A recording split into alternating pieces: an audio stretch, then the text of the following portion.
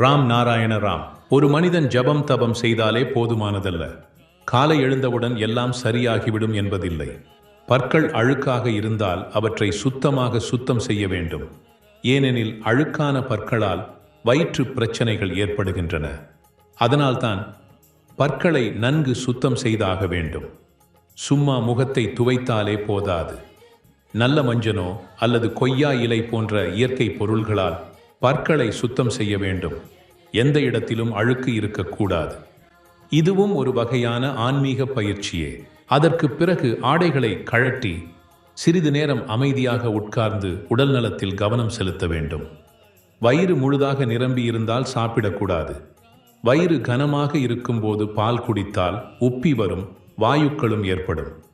பல வகையான சிந்தனைகள், மனம் உங்களுக்கு சரியாக இல்லாமை, வேலைக்கு தயக்கமால் இவை உடலை சுத்தமாக வைத்திராதன் விளைவுகள்.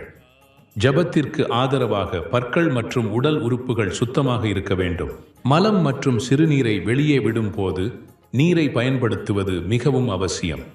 எப்போது உட்காருகிறீர்களோ அப்போது நீங்கள் உடல்நலக் கணக்கில் முழுமையாக சுத்தமாக இருக்கிறீர்களா என்பதை நன்றாக சிந்தியுங்கள்.